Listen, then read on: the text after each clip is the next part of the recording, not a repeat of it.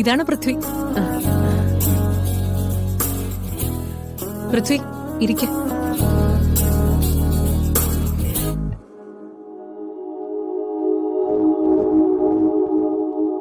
പയ്യൻ കൊള്ളാലോ ശി.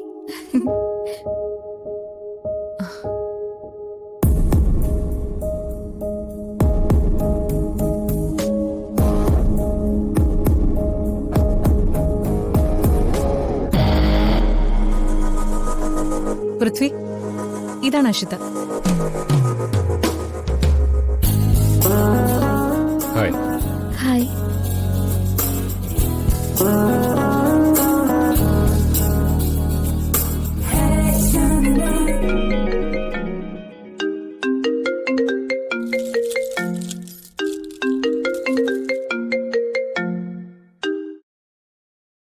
ഹലോ ഹലോ, മെഡിക്കൽ സ്റ്റോറിൽ നിന്നാ. ദേവരാജ സാറിനെ വിളിച്ചിട്ട് കിട്ടിയില്ല, അതാ ദുർഗയെ വിളിച്ചേ. ആ പറഞ്ഞോളൂ. അടുത്ത മാസത്തേക്ക് സാറിന് വേണ്ട മരുന്നുകളിൽ മാറ്റമുണ്ടെന്ന് പറഞ്ഞിരുന്നു. അതിന്റെ പ്രിസ്ക്രിപ്ഷൻ ഒന്ന് സെൻഡ് ചെയ്യാൻ പറയാമോ? അച്ഛൻ ഇവിടെ ഇല്ലല്ലോ, വൈകിട്ട് അയക്കാൻ പറഞ്ഞാ മതിയോ? ഉടനെ കിട്ടിയാൽ നന്നായിരുന്നു. കിട്ടാൻ ബുദ്ധിമുട്ടുള്ള മരുന്ന് വല്ലതും ഉണ്ടെങ്കിൽ സമയമെടുക്കില്ലേ, അതുകൊണ്ടാ. നാളെ സ്റ്റോക്ക് വരുന്നുണ്ട്. ശരി, ഞാനൊന്ന് അച്ഛനെ വിളിച്ചു നോക്കട്ടെ. ശരി മോളെ.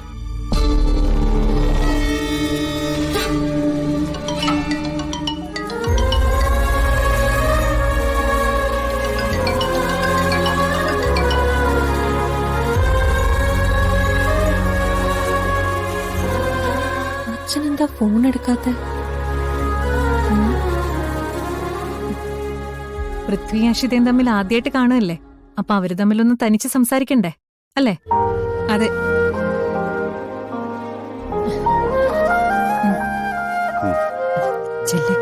ചെല്ലശി പോയിട്ട് വാ.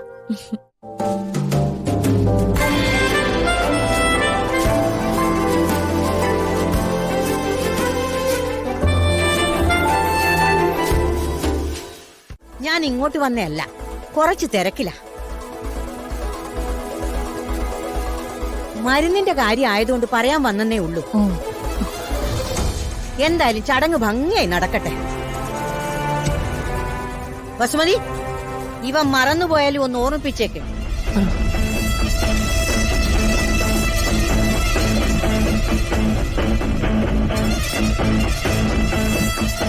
അമ്മ ഒരു പ്രത്യേക ടൈപ്പാ. എല്ലാത്തിനും സ്വന്തമായ ഇഷ്ടാനിഷ്ടങ്ങളും തീരുമാനങ്ങളും ഉണ്ട്. അതെ അതെ, ക്ഷേത്രത്തിൽ എന്തോ വഴിപാട് കഴിക്കാനുണ്ടെന്ന് പറഞ്ഞ് ഇന്നലെ മുതൽ തിരക്കില. എല്ലാം അഷിതമോക്ക് വേണ്ടിട്ടാ.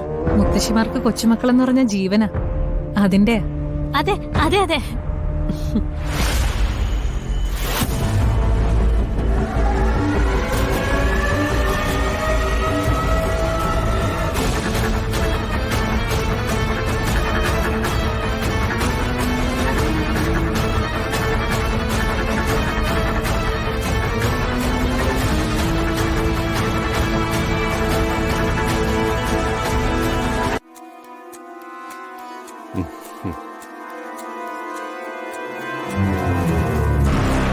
രണ്ടുപേർക്കും പരസ്പരം ഇഷ്ടായ സ്ഥിതിക്ക് ഇനിയധികം വെച്ച് താമസിപ്പിക്കേണ്ട കാര്യമില്ലല്ലോ അല്ലേ?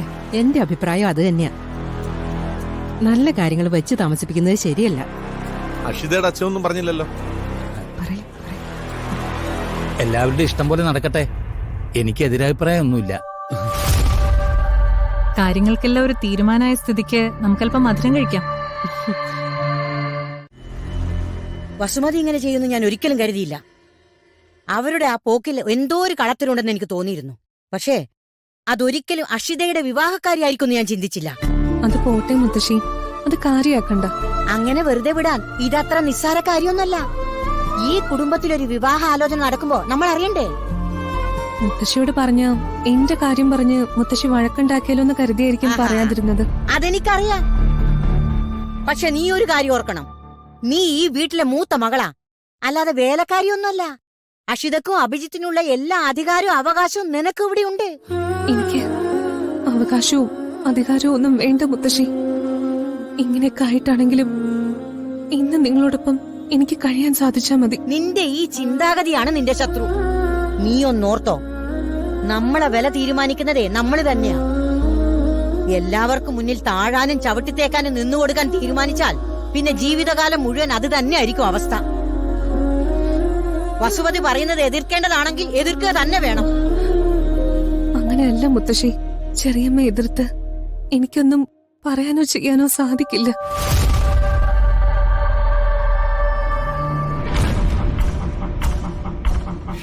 നിന്റെ അച്ഛന് നിനക്ക് വേണമെങ്കിൽ ഞാൻ പറയുന്ന പോലെ അനുസരിച്ചേ പറ്റത്തുള്ളൂ. എന്നെ എതിർത്ത് നീ ഒന്നും ചെയ്യില്ലെന്നും പറയില്ലെന്നും സത്യം ചെയ്തു തരണം. എന്താ ബുദ്ധിമുട്ടുണ്ടോ? എന്നാ സത്യം ചെയ്തതാ. ചെയ്യ.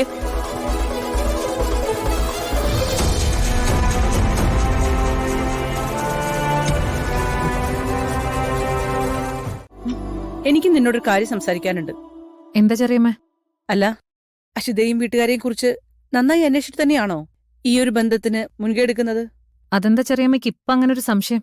എനിക്കെന്തോ അവരുടെ മൊത്തത്തിലുള്ള പെരുമാറ്റവും രീതികളൊന്നും തീരെ പിടിച്ചിട്ടില്ല. നിനക്കല്ലെങ്കിൽ തന്നെ ആരെയാ ഇഷ്ടപ്പെടുന്നത്? ആരെന്ത് ചെയ്താലും കുറ്റം മാത്രമല്ല നീ കാണൂ. കുറ്റം കണ്ട കുറ്റമാണെന്ന് തന്നെ ഞാൻ പറയും. നിങ്ങളൊന്ന് ഓർത്തു നോക്കിക്കേ, ആ വീട്ടിലെ കാരണവത്തി അഷിതയുടെ മുത്തശ്ശിയുടെ പെരുമാറ്റം ശരിയായിരുന്നോ?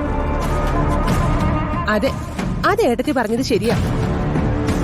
എനിക്കും അതിലെന്തോ ഒരു പന്തികേട് തോന്നി. ഒന്നും അറിയാത്ത പോലെയാ അവസാന നിമിഷം അവര് വന്നു കയറിയത്. എന്നിട്ട് മരുന്നിന്റെ കാര്യം പറയാനാണെന്നൊരു ന്യായവും. പൂർണിമേ, ഇവര് പറയുന്നതിൽ കാര്യമുണ്ടെന്നാണ് എനിക്ക് തോന്നുന്നത്. അവര് ക്ഷേത്രകാര്യങ്ങളായിട്ട് തിരക്കിലായിരുന്നെന്ന് അവര് പറഞ്ഞല്ലോ.